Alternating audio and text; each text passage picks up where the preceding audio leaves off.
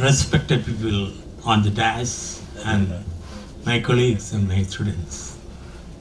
If I am given a chance again to become a medical teacher and a chance to become a vice chancellor of the university and to take my own student as a medical student, I'll take Mr.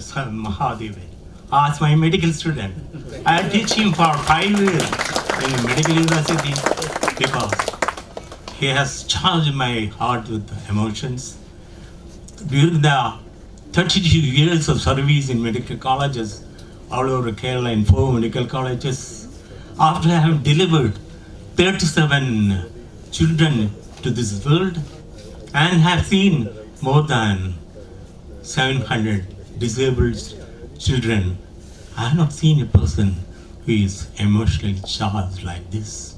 You can feel the patient, who can understand all the abilities of the people with disability, and he has given a very descriptive talk on the topic. And when I had an invitation to this symposium, I was totally taken away by the word affordability. That is why I removed the word. There were 2 segments. So I took affordability because when I took charge as a medical superintendent in Kottayam Medical College some 15 years back, I had no experience as an administrator. But I had a soft heart like you, Mr. Mahadevan. And one day, when I was coming down from my office of the superintendent, on the same day I had read in papers that 5 members of a family were bitten by a rabid dog. And these were very poor patients, and they are holding her arms like this with a torn dress. And I was coming out by my office. I asked them, we are directed from Pathanamthitta Government Hospital to take immunoglobulin. They didn't tell their word. But as a medical person, I knew that. And when I reached medical college, they said, it is not available here. It was a rabid dog. And think about the situation when your family, all the family members bitten by a rabid dog, and are sitting in the medical college as medical superintendent. If we don't do anything, what's the fun in continuing as medical superintendent? I thought of getting an answer for this. I came back to the office and met the lay secretary. He said the total immunoglobulin dose for these 5 people will amount about 30,000 rupees, and you are not financially have any control to spend 30,000 rupees each day. As a medical superintendent, I had to charge only a few months back. I thought it was okay. When I was coming down in a totally desperate situation, I called my wife. She was also working in medical college. She said, don't worry about that. Take 1 month's salary and buy immunoglobulins and send them off. But when I came down, the retired lay secretary was coming up. I had an experience of treating more than 150 people. I'm a gynecologist with an endoscopic surgeon. And I had treated about 150 pregnant ladies with heart disease. So this lady secretary was working with me early, and his daughter had heart disease, mitral valve disease. So he was bringing his daughter to the medical college, and he said, I admit the patient and I did everything for the patient. I did the patient for more than 3 months. Then I made a request to this person. Sir, I am asked by the lay secretary now that you don't have the right to buy immunoglobulin in the capacity of the top of the medical college as an administrator and a medical superintendent. What can I do for this? Then he said, don't worry, you are a senior clinician. You just, at the time there was no email and all that, so popular, fax to the health secretary that you need immunoglobulin for 5 people, and you don't wait for the message back and call a medical store owner and ask him to bring immunoglobulin for 5 people. And within 30 minutes, I got immunoglobulins for 5 people. And I came down to the preventive clinic and give this immunoglobulin to the 5 members of the family. Even now I become emotional because if you think that your family members were bitten by a rabid dog prune and you cannot do anything sitting at the top of the medical college. And that is the day when I had my lunch, sumptuously with my wife after having given immunoglobulin. That is why I was very much attracted by the term affordability. And as my slides please, he was also taken away by the emotions. Don't look onto the slides because it doesn't mean anything if you don't have any emotions in your heart. You may be a clinician, you can have so much of experience, but unless you understand the pulse of the patient or your colleague or your members of the family, you are not fit to become a physician or a doctor. And if you do that, if you rise up to this level, you can do so many things which you can even imagine. I was again taken away by so many advantages of the advancement in the clinical procedures in many hospitals. You can do anything and everything now. As it was told that I am a poet, and I had no idea about AI incorporating in writing a poem. I had a wonderful experience last month when I composed 21 poems with the help of AI. With my medical background, nobody could ever do that because all the themes are in medicine. And I got it published free of cost. And that is the importance of AI. What can be done to the medical field with AI? And I'll just go through some other important things and show you two simple, beautiful videos. I wish you'll be very much impressed because we see it every day. As an obstetrician gynecologist, I see every day these things, but you could not have seen. And this is my first platform when I talk away from the medical college. I go for inspirational talks and all that. But when I talk to the engineering faculty and students, I feel so much elated. And it is very important to know that telemedicine, I will just go in random and tell about certain innovations which can help you in treating the patient and also giving you the passive consolation in the form of emotional consolation, physical consolation. I was very much touched when I saw a patient in their house a few months back. A man, 24-year-old man, living with only his mother. He has so many things to tell, but he can't tell. Totally paraplegic, emotional tense.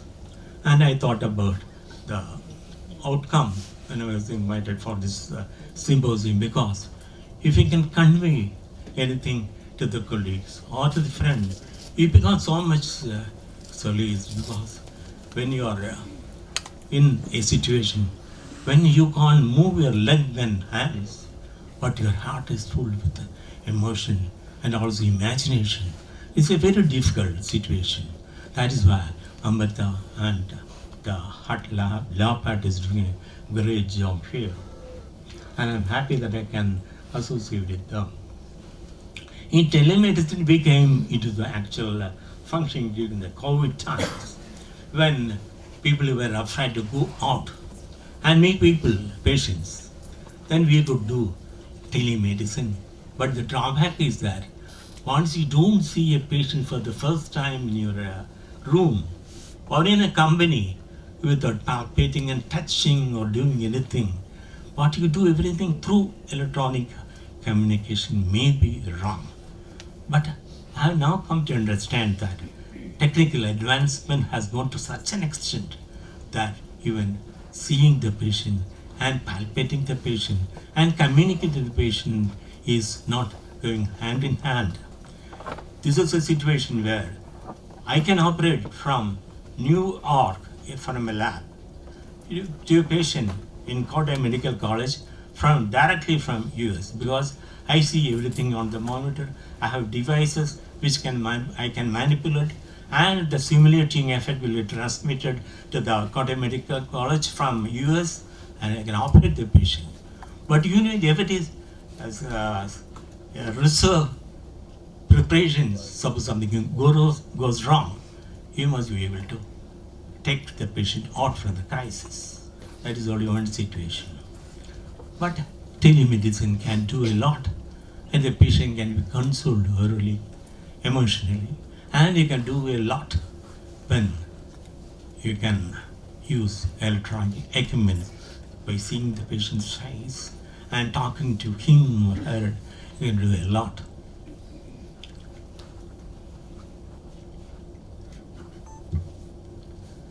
So you know that there are so many technologies which can come to your help.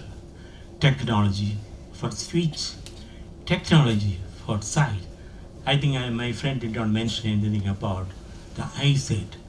There is a research work is completed in Japan now, when there is no eye, he can see people by instituting an instrument which can take the stimulus of the light. It can be directly converted to the stimulus to the brain, and it can re-assimilate to make pictures, so that what you see with the eye can be seen without an eye now. That is technology now.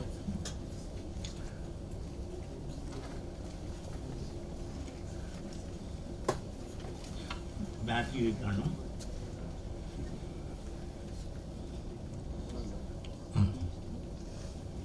So there are so many innovations which can help the patient and also people around you. Next generation sequencing. When we talk about patients with different anomalies, I was in an unfortunate situation in Kottayam when I was shown a lady with 18 weeks pregnancy. The baby had hydrocephalus, and it was undetected by the local hospital, and they refused to terminate the pregnancy. That was the first time when I did a termination of pregnancy, because through SAKSHAM and also other organizations, I know the long distance difficulty the parents will have to face if this baby is brought outside. Although I am an obstetrician gynecologist, I decided to terminate that pregnancy because I was the chairman of the screening committee there in Kottayam, and I could convince the parents and also others in my colleagues. So it was done. Still, I have got an ache in my mind. What I have done may be wrong, but I have done a great thing for that parents and also the whole of the family. These are simple things to tell you that these things are available around us. Point of care testing means when a patient comes to you, and even in medical colleges, you must go outside to take the X-ray, go to another lab or doing the blood studies, and finally the patient will die of myocardial infarction before these tests are completed. Such a situation I have faced. And point of care testing means everything is available, just close to the patient.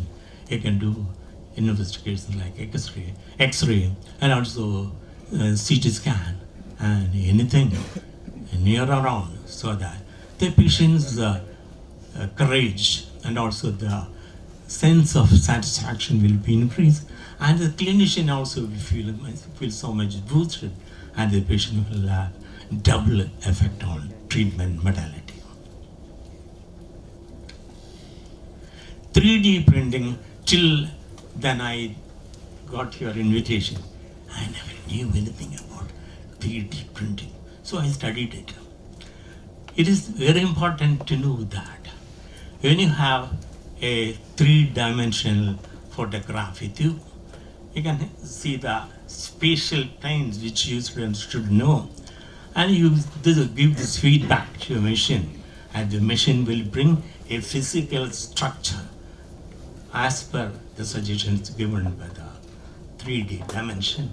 And this can be utilized even the advanced techniques in modern medicine. You can even create vast vessels for the heart. You can create stents to remove the block or the attacked heart people, and also even create structures which can never be built by any other person. The precision goes to that extent that you can do anything is in this blessed world.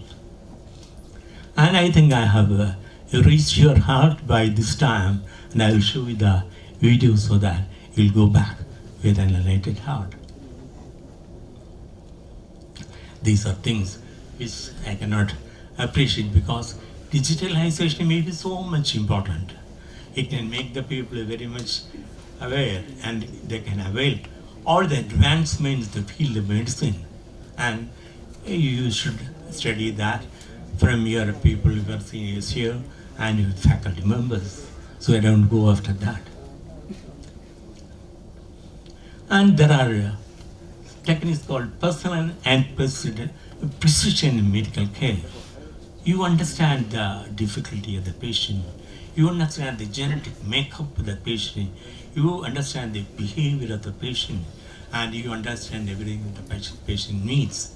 And when you treat that patient with precision medicine, the ability of the clinician doubles, and the patient will be improving within a short span of time. These are things you can just understand, like our heart card. In this card, everything about the patient, starting with their medical history, and also all the details about the vitals, BP, pulse, everything, heart rate, everything is there. History of drugs taken, so that when a patient moves to another doctor, when the patient wants to get advice from another super specialist, just push this card to him, he will understand everything. Now you look onto this. This is the advantage of the techniques in medicine, and also in people where you have never seen a baby growing. Now you see the baby growing just in front of you.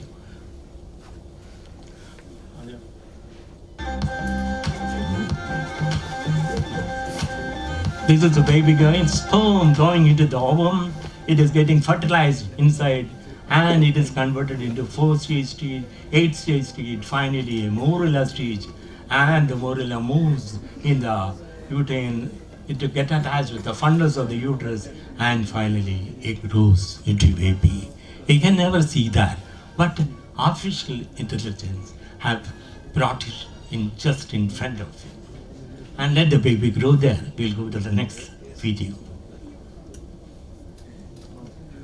This I have seen 12 years back in the US when I went for a training. That is a female gamete, egg, getting fertilized by a sperm taken through the microscope. And it is getting inside the female gamete, egg, and the micropipette is drawn back, and it becomes a fertilized ovum, and it is being transferred to the uterus of the patient. Now I went after 12 years to US. That baby came to me, "Sir, you were there when I was born in the lab." And that was the time when I felt so much excited over the modern advancement in the technique. Thank you very much for the patience shown to me. Thank you very much.